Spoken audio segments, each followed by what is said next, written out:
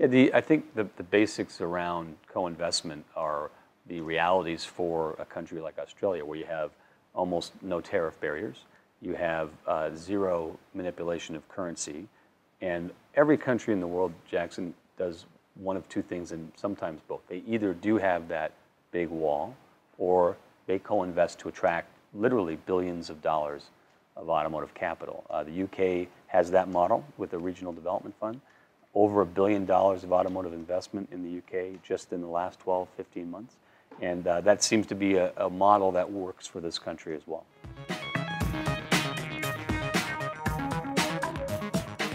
It's not something that we can complain and moan about. We have to, and we're here at our plant today in Elizabeth, we have to be able to be smarter and more efficient in the application of relatively expensive labor than many of our sister plants in other countries. So we have to do it smarter, we have to do it, frankly, more efficiently, and we have to do it with a lot more variety to be able to make the economies of scale work in this country.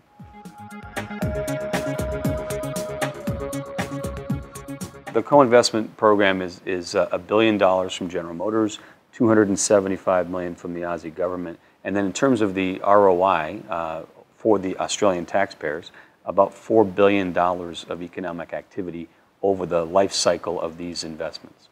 The return for the taxpayer is calculated quite simply. It's the movement of parts to and from the plant. It's the purchase of goods, services, materials. So this is the multiplier effect beyond our direct investment of $1 billion in modifications to the plant that's behind me, to the engineering investment that we have, and in tooling. So there'll be tooling that we buy for this plant. There'll be tooling investments that we will make across dozens of suppliers. And then that multiplier effect that I always talk about is that $4 billion of total economic activity because we have these jobs here. Yes, I think, again, this is not something that ebbs and flows. Successive governments, whether it was the Howard government, the Rudd government, the now Gillard government, and whatever government succeeds the Gillard government, if it is in fact another Gillard government, the realities of the global auto business are all of the above. Tariffs or co-investment, currency manipulation or 0% interest loans, whatever the case may be, this is played very viciously on the global stage. And whether it's Brazil, the UK, Russia, China, Thailand, every country plays that game over long periods of time. So the minute that we don't play that game to win in this country, the viability of the industry would be very, very difficult.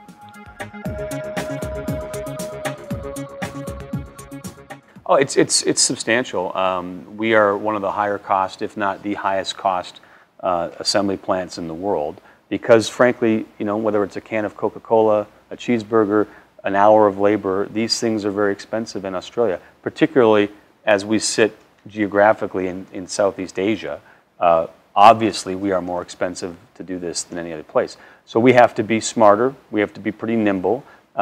We load our efficiency of worker almost better than any other GM plant. So in a 60-second cycle of building a car, our people are loaded up with work very, very, very highly, which means productivity. So we have to work smarter than, frankly, the lower wage countries.